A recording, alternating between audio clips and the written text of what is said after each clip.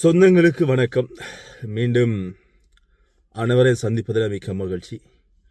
இந்த வீடியோவில் பிரான்ஸில் தேவா அவர்களினுடைய இசை நிகழ்ச்சி இடம்பெற இருக்கிறது. நினைக்கிறேன் இன்று என்று நினைக்கின்றேன். இது ஒரு சர்ச்சையான நிகழ்வாக பார்க்கப்படுகிறது. ஒரு சில விமர்சன கருத்துக்கள் எழுந்திருக்கின்றது. இந்த கார்த்திகை மாதத்தில் எங்களுடைய வீர மறவர்களுக்கான இந்த நேரத்தில் இந்த நிகழ்வு இப்பொழுது தேவையா அப்படின்ற ஒரு விமர்சன கருத்து கிளம்பி இருக்கிறது.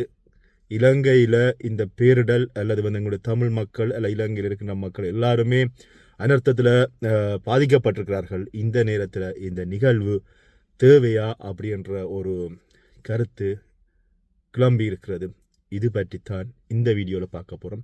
நீங்கள் இந்த இசை நிகழ்வு பற்றி என்ன நினைக்கிறீர்கள் அப்படின்றது சம்பந்தமாக இதுக்கு ஆதரவாக தெரிவிக்கிறீங்களா இல்லையா என்பது பற்றி உங்களுடைய கருத்துக்களை கொமெண்டில் தெரிவித்துக் கொள்ளலாம். அதுக்கு முன்பதாக என்னுடைய சேனலுக்கு புதிதாக வருவார்கள் என்னுடைய சேனலை சப்ஸ்கிரைப் பண்ணி ஆதரவு தாங்க அப்படின்னு சொல்லி கேட்டுக்கொண்டு, தேவா அவர்களுடைய இசை நிகழ்வு ஏற்கனவே ஒரு மாதத்துக்கு முன்னர் இது திட்டமிட்ட நிகழ்வாக பிரான்ஸில் இருந்தது. அதுக்கப்புறம் தேவா அவர்களுடைய தம்பி சபேஷ் முரளி அவர்கள் இறந்திருந்ததன் விளைவாக இசை அமைப்பாளர் தேவா அவர்களால் பிரான்ஸுக்கு அந்த நிகழ்வுக்கு வர முடியவில்லை.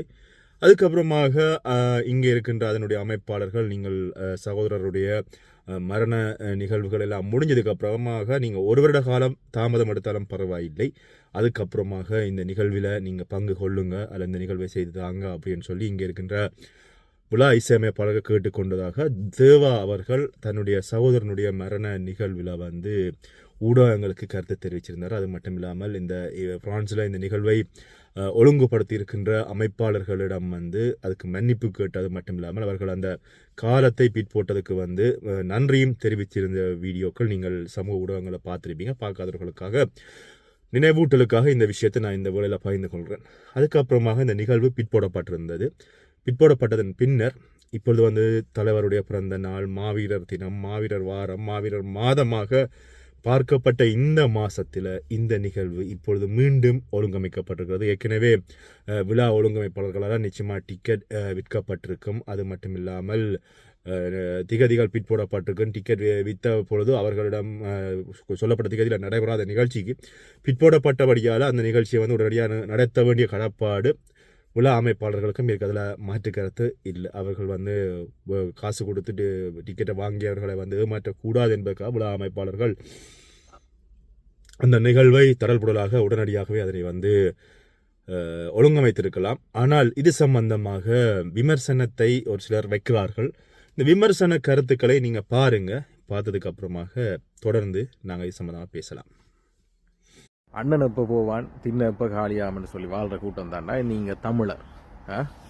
நேற்றைய தினம் பார்த்த நீங்கள் தானே எத்தனை பேர் கண்ணீர் கொட்டின மழையில் கொட்டின கண்ணீர், அதில் விட்ட கண்ணீர்கள், பிள்ளைகளை, சகோதரங்களை, தாய் தகப்பனை, உறவுகளை இழந்துட்டு எத்தனையோ வருடத்துக்கு பிறகு அதுகள் தங்களோட மனசில் இந்த பாறைகள் எல்லாம் முறைக்கி வச்சு அந்த கொட்டின கண்ணீர் கூட இந்த மண்ணில் காயல. நீங்கள் இங்கே தேனிசை தேர்ந்தல் தேவாவோட கூத்தடிக்கிறதுக்கு ரெடி பண்ணிட்டு இருக்கீங்க. அதையும் நீங்கள் தான் செய்வீங்கள், இதையும் நீங்கள் தான் செய்வீங்கள். கேட்டால் தமிழ் தேசியவாதிகள் அதில் வேற உங்களுக்கு ஒரு ஒன்று ரெண்டு பேருக்கு உங்களுக்கு சோசியல் மீடியாவில் மரியாதையாக கிடைக்கணும். மயிரை அடே இந்தியாக்காரனுக்கு அவனுக்கு தெரியாதடா. சீமான் வழி வந்த பிள்ளைகளுக்கு மட்டும்தான் அதில் உணர்வும் வலியும் தெரியும். ஏன்னு சொன்னால் அந்த கத்தி அதை விளங்கப்படுத்தி வச்சிருக்கு. மற்றவனுக்கு அவன் குடிச்சு கூத்தடிச்சு தேவா கூட்டி அந்த கூத்தடிச்சானே எவ்வளோ கூட்டி அந்த கூத்தடிச்சானே அவங்களுக்கு தெரியாது. அவங்கள பிள்ளை சொல்லலாது. உங்களுக்கு எங்கடா போனது ஆட்டு மந்தைகளை என்ன மாதம்னு தெரியுமா? முதல்ல அதான் நான் சொல்கிறேன். நேற்று அதுகள் அவ்வளவு கொட்டுற மழைக்குள்ள அந்த கொட்டின கண்ணீர் கூட இன்னும் அந்த மண்ணில் ஒழுங்கா காஞ்சிருக்காது. ஆனால் நீங்கள் கேட்டால் தமிழ் தேசியவாதிகள், நாங்கள் அனுபவசாலிகள், எங்களுக்கு அதெல்லாம் தெரியும், எல்லாம் கிளிக்கும், எல்லாம் புடுங்குமண்டுவியல். ஆனால் செய்கிற வேலை உங்களை எப்படி சொல்றது? அதான் சூட்டோட சூட்டா தலைவர் பிறந்த நாள் சூட்டோட சூட்டா டக்கண்ட அடுத்த ஸ்டெப் இஞ்சால மாவீர தினம் சூட்டோட சூட்டா அண்ணன் போயிட்டான். இனி தின்ன காலி தானே, இனி அடுத்த முறையே போட்டாச்சு தேவாக்கு. விமர்சனத்தை பார்த்துருப்பீங்க. அதாவது இந்த வீர மறவர்களுடைய மாதம் கார்த்திகை மாதம் மாவீர தினம் முடிந்து அதுக்கப்புறமா மாவீர தினம் நேற்றைக்கு 27ஆம் தேதி முடிஞ்சிருக்கிறது. முடிஞ்சதுக்கு அப்புறமாக உடனடியாகவே தடல்புடலாக இந்த நிகழ்வு செய்வது சம்பந்தமாக பிரான்ஸில் இருக்கின்ற சகோதரர் ஒருவர் வந்து தன்னுடைய கருத்தை வந்து சமூக வலைத்தளத்தில் பாய்ந்திருக்கிறார். உண்மையில் இந்த சகோதரன் பாய்ந்த கருத்தும் வந்து ஏற்றுக்கொள்ளக்கூடிய ஒரு கருத்தாக இருக்கிறது.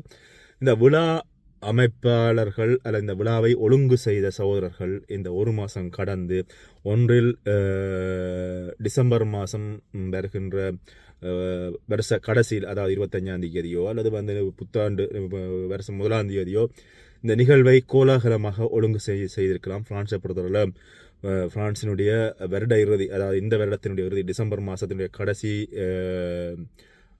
வாரங்கள் வந்து பார்த்தீங்கன்னா அவ்வளவு கோலாகலமாக பரிசு வந்து களை காட்டி இருக்கும். இந்த நேரத்தில் பாடசாலை விடுமுறைகள் வருகின்றது. இந்த நேரத்தில் வந்து இவர்கள் இந்த நிகழ்வை ஒழுங்கு செஞ்சிருக்கலாம்.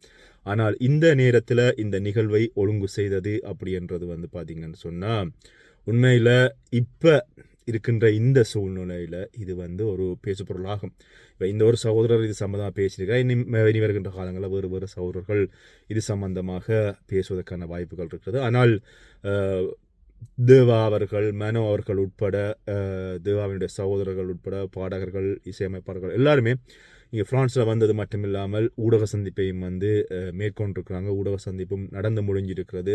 அது மட்டும் இல்லாமல் இந்த நடந்து முடிந்த இந்த ஊடக சந்திப்பில் வந்து தேவா அவர்கள் தன்னுடைய காரணம் எனதுக்காக இந்த நிகழ்ச்சி பிற்போடப்பட்டது சம்பந்தமாக தன்னுடைய கருத்தை சொல்லியிருக்கார். அது மட்டும் இல்லாமல் அந்த நிகழ்ச்சியினுடைய ஒழுங்கமைப்பாளர்களும் தங்களுடைய கருத்துக்களை சமூக ஊடகங்களில் பகிர்ந்திருக்கிறார்கள். ஆனால் ஒரு மாதம் நான் ஏற்கனவே சொல்வது போல இந்த மாதம் முடிய விட்டு அடுத்த மாத பகுதிகளில் இந்த நிகழ்வை செய்திருக்கலாம். இந்த நேரத்தில் இந்த நிகழ்வு இப்பொழுது இடம்பெறுகின்ற பொழுது, இப்போ இருக்கின்ற இந்த சூழ்நிலையில் இந்த நிகழ்வு தேவையா அப்படின்ற கேள்வி வருகின்ற பொழுது நிறைய பேர் இதை ஆதரவுகள் கொடுத்தாலும் ஒரு சிலர் எதிர்ப்பு கருத்துக்களையும் தெரிவிப்பதற்கு தயாராக இருக்கிறார்கள். அது நிகழ்ச்சி அமைப்பாளர்கள் இதை யோசிக்காமல் செய்தார்களா, அல்லது வந்து ஒவ்வொரு நிகழ்வுகளுக்கும் அல்லது மண்டபங்கள் இல்லையா, அல்லது வந்து மண்டபத்தில் இடவசதி பிரச்சனையா, அல்லது மண்டபம் கொடுப்பவர்கள் வந்து திகதி பிரச்சனையா, என்ன காரணம் என்று தெரியவில்லை.